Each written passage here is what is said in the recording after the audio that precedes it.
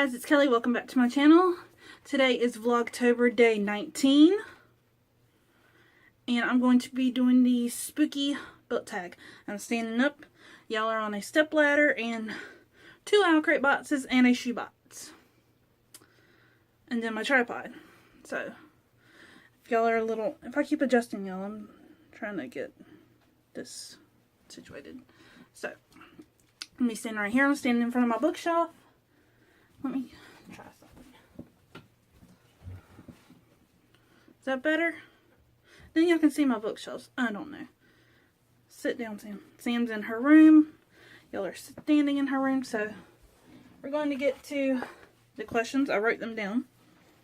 I saw this tag over on Heather's channel, Bookables.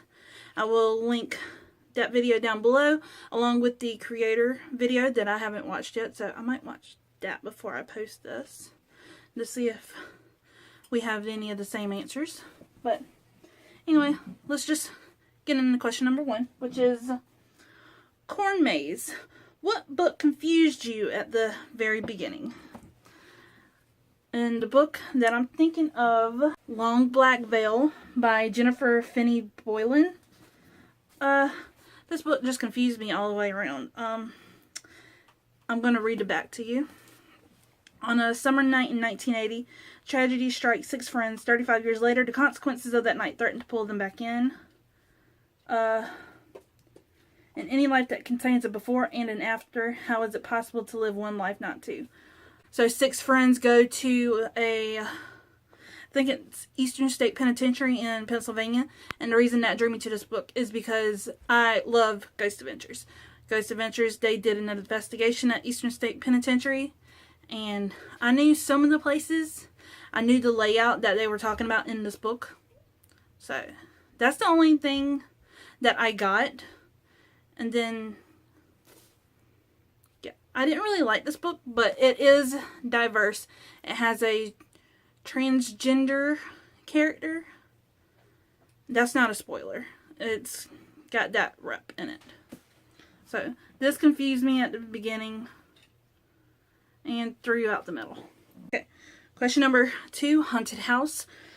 What book has the creepiest setting?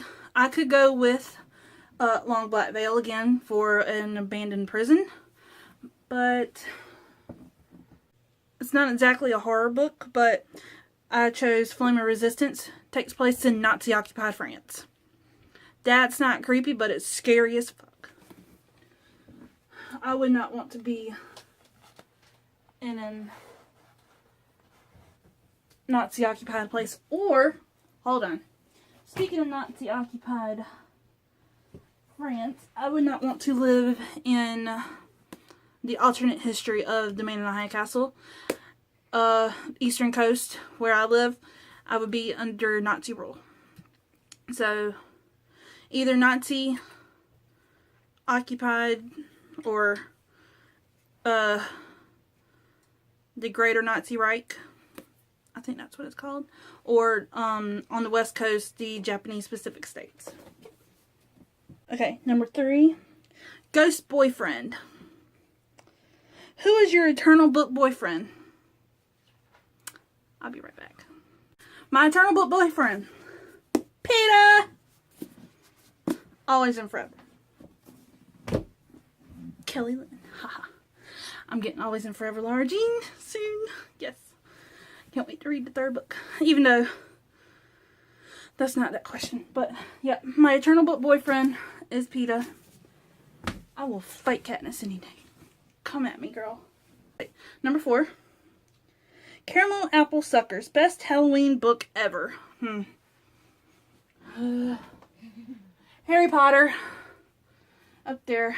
That was the first Harry Potter. No. Harry Potter was the first book I ever read with a spooky Halloween setting. Or Goosebumps. Hand me your Goosebump book that you're reading. Any Goosebump book I would choose for Halloween. The one Sammy's reading right now is Welcome to Camp Nightmare. Any Goosebump book. Thank you. And Goosebump books is like best to read anytime, but they're perfect around Halloween, and she's going to read right now. Okay. Number 5. Vampires and everything. Least favorite Halloween trope.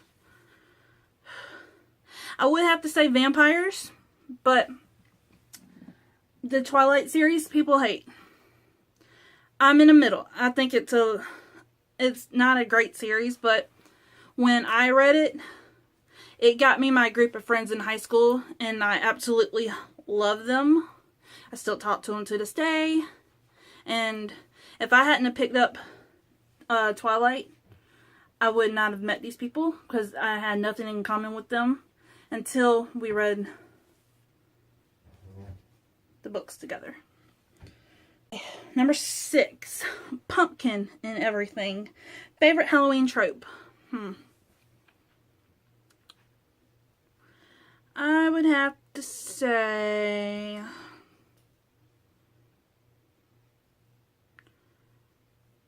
that you think the person is alive when they're actually a ghost, and you find out at the very end. That's my favorite trope.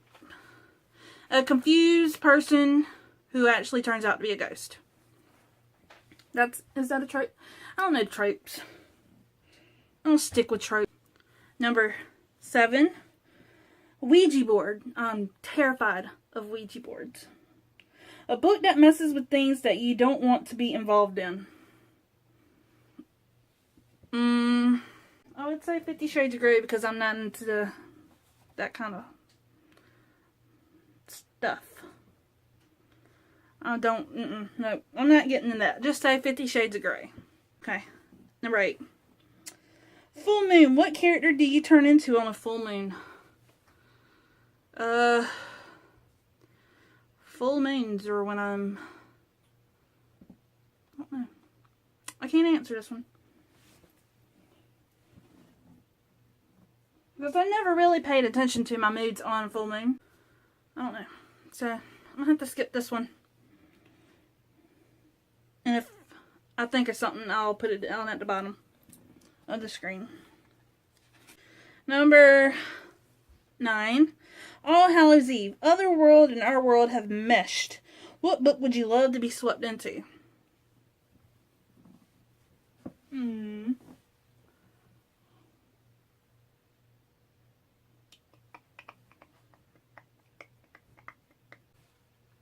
Yeah, Harry Potter. I would love for our world and the Harry Potter world to mesh. So I'm not a muggle. I'm a wizard. I just didn't get my letter.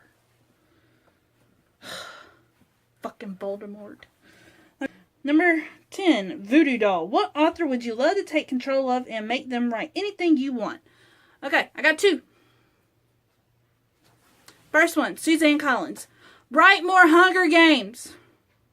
Specifically, Peeta and Katniss with Toast Babies. And then the second author is Alexandra Bracken. I want more Lucas and Sam.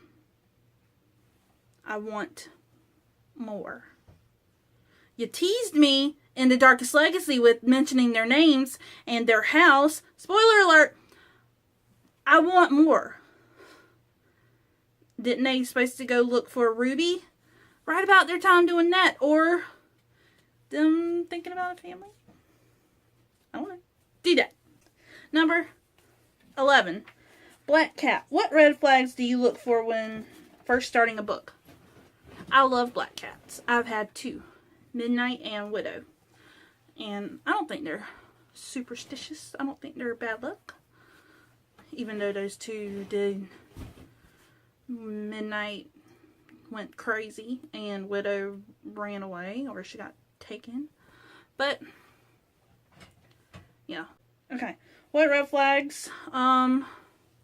Miscarriage, infertility, not infertility, but losing baby. That's what I look for. Yeah, not gonna get into that. Okay.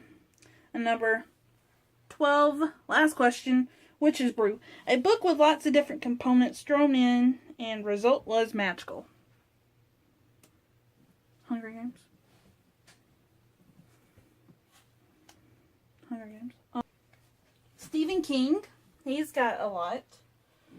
I'm surprised I didn't say one Stephen King book in this whole thing. well, Stephen King. Any Stephen King book. Misery was good. My favorite Stephen King book is 11/22/63.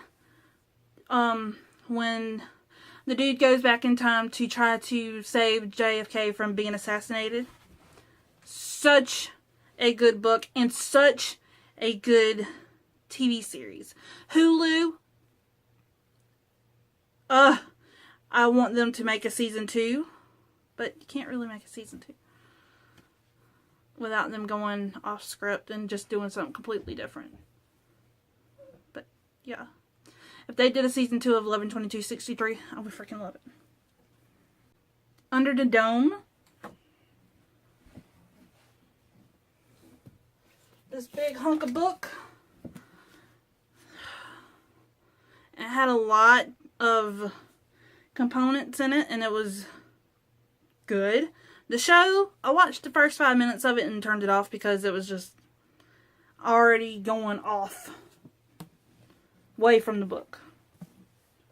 Hey guys, that's it for my spooky book tag. I hope you enjoyed it. If you did, please give it a thumbs up.